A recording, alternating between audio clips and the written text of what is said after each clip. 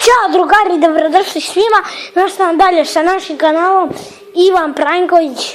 Nastavljam dalje sa našim miševima darinskim i sa našim klavirom. Stavljam sam ljubno, nikakav klavir. Uglavnom, mi nastavljam dalje sa mišem. Evo, vidite, zato se nikako.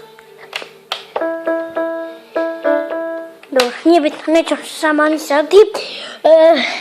Ovako, u prošloj epizodi smo pričali o ovoj tablici, tablici da više nije kockasta, pa i nije. Evo, vidite tablicu. Znači, više nije ono kockasta, kako bi ja preporučio da nije, ali i ovdje darinski. I u neki dan, kad sam izbacio, našlo 3 godine kupio miš, pričali smo da ima ovaj miš neke dekoracije, to smo pričali u drugoj epizodi, to je u nekim narednim epizodama, ali ovaj miš, on ubija i ovdje se palo laser. Tako, da. Tu se palo laser i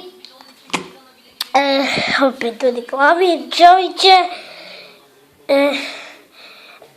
Pokazat ću vam gdje sam. Ovdje negdje jingle bell. Evo.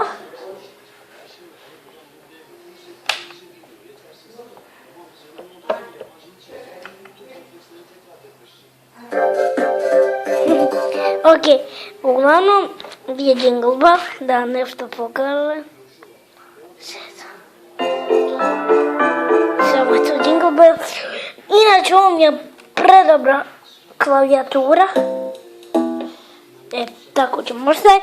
I ljudi, opet od retardirana deka, to je bilo neki od narednih epizodama. Zvoni, šalim se.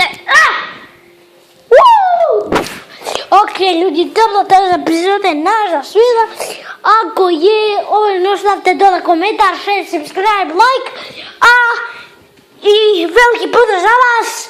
A mi se imamo u sljedećoj epizodi.